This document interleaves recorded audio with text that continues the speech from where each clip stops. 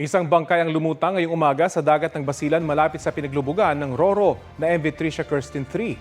Update tayo dyan sa ulat on the spot ni Jonathan Andal. Jonathan?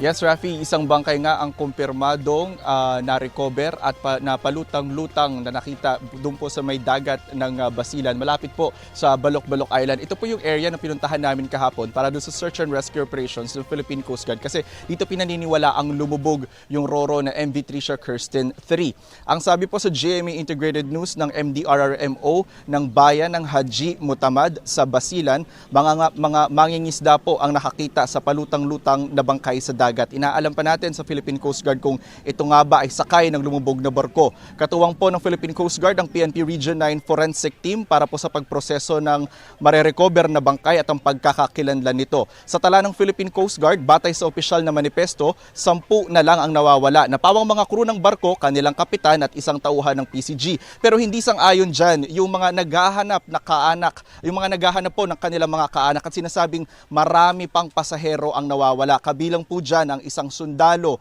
6 na school administrator ng DepEd Sulu, 7 magkakaanak at isang bata. Kagabi po, pinasisid na ng PCG ang kanilang ROV o remotely operated vehicle para alamin ang eksaktong lokasyon ng lumubog na Roro. May camera po ito at ilaw at nakikita live sa screen ng controller kung ano ang nakikita ng ROV. Kaya rin ng ROV na pumasok sa mga compartment ng barko. Pero kagabi hindi po nakita ng ROV ang Roro. Pero narating nito ang seabed o yung pinakamababang parte ng dagat doon na abot sa nasa 50 meters ang lalim. Ang search area ngayon ng ROV ay nakabase sa coordinates na hawak ng PCG at sa presensya ng tumagas na diesel mula sa Roro. Ngayong umaga ay ang sinabi ng PCG, palulusungin ulit nila yung kanilang ROV para hanapin ang lumubog na Roro. Kapag nakita na yan, saka lulusong naman yung mga technical diver ng PCG para hanapin niya yung mga nawawala pa rin na sakay ng barko.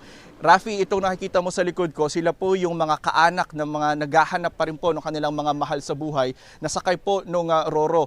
Ang sinasabi nila, hindi sila sang-ayon doon sa sinasabi ng Philippine Coast Guard na 10 na lang yung nawawala kasi marami pa daw silang mga kaanak na nawawala rin at mga pasahero daw yon. Ang pangamba nila baka pag nahanap na ng Philippine Coast Guard yung 10 na sinasabi na nawawala, tumigil na sa paghahanap. Paano naman daw yung kanilang mga kaanak? Yan muna ang latest mula rito sa Zamboanga City. Balik sa iyo, Rafi. Maraming salamat, Jonathan Andal.